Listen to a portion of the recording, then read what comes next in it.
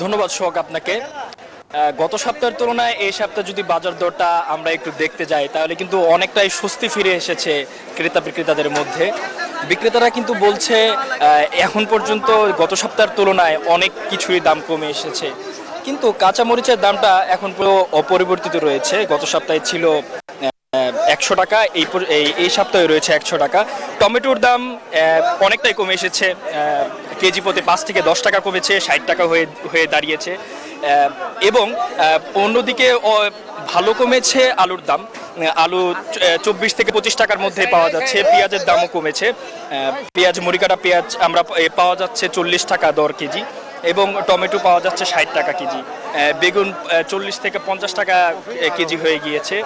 এবং আমিষের বাজারে কিন্তু এখন পর্যন্ত দাম কমেনি। আমিষের বাজারে দাম কিছুটা বেড়েছে, মুরগির দাম 10 থেকে 15 টাকা দাম বেড়েছে, এবং মাছের দামটা কিছুটা কমেছে।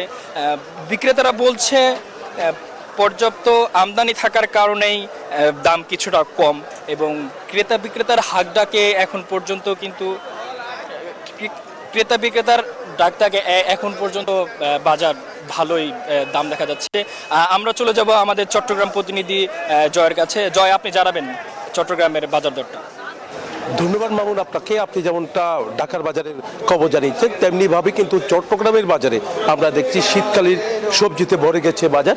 তবে নানা রকমের সবজি থাকলেও কিন্তু আজকে যে ছুটির দিনে কোনো কোনো সবজির দাম একটু চড়া, আবার বেশিরভাগ সবজির দাম কিন্তু এখানে কম আছে বলে তারা মনে করছেন। আমরা দেখতে পাচ্ছি টমেটোর কেজি গত সপ্তাহে কিন্তু আরও বেশি দামে বিক্রি করেছে।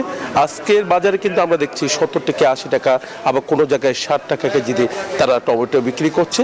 আলুর দামটা একটু বেড়েছে, 30 টাকা কেজিতে বিক্রি করা হচ্ছে। বেগুনের দামও দেখা যাচ্ছে কিছুটা বেড়েছে, এখন 70 থেকে 80 টাকা কেজিতে তারা বিক্রি করছে বলে আমাদেরকে জানিয়েছেন।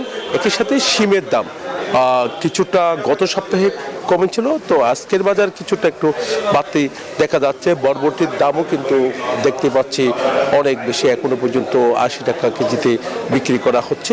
তবে কাঁচামরিচের দাম আমরা দেখছি গত সপ্তাহের তুলনায় এই সপ্তাহে কাঁচামরিচের দামটা কিছুটা কমেছে, 100 থেকে 120 টাকা কেজিতে কাঁচামরিচ তারা বিক্রি করছে বলে আমাদেরকে জানিয়েছে।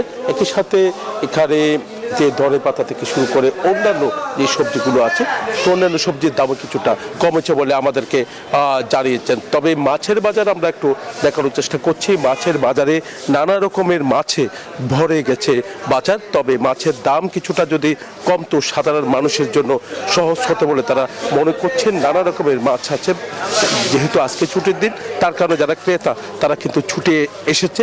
তো মাছের পাশাপাশি ব্রয়লার মুরগি থেকে নিয়ে অন্যান্য মাংসের দামও কিন্তু কিছুটা আগের মতো রয়েছে। এই ছিল আমার এখানকার সর্বশেষ। ফিরে যাচ্ছি আমার সহকর্মী অপেক্ষা করছে বরিশালের মিলনের কাছে।